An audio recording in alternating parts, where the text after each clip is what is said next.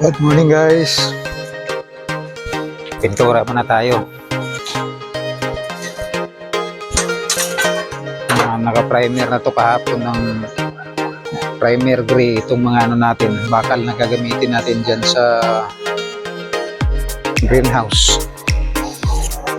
Itong yan, itong cross member natin, tapos itong sa gilid. Ngayon titirahin natin siya ng acrylic block.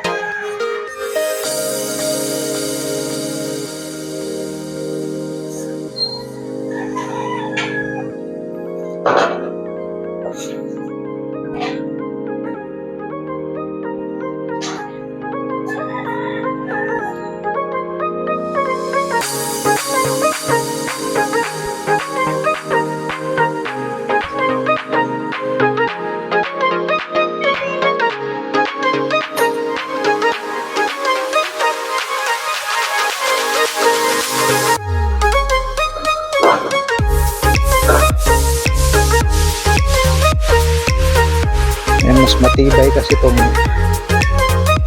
acrylic sa tubig, kahit medyo nababad-babad sa tubig ito minsan, mas matibay ito.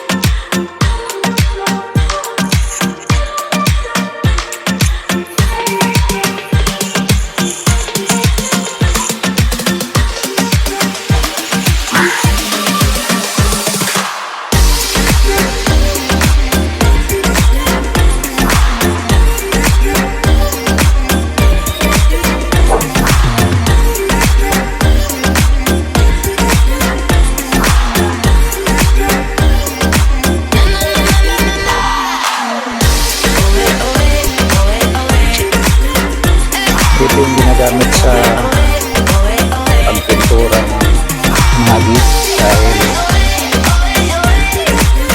bakit sa ulan pero matibay siya.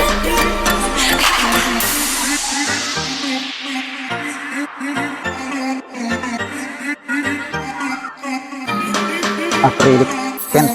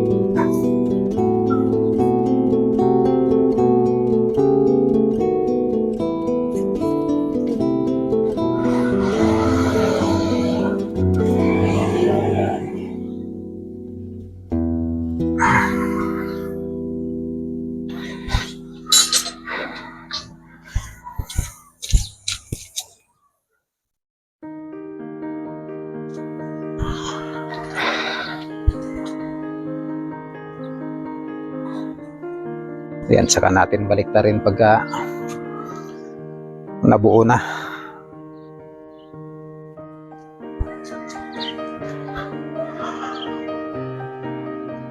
Ito lang muna, i-update natin kayo kung ano na yung maging forma ng ating garden.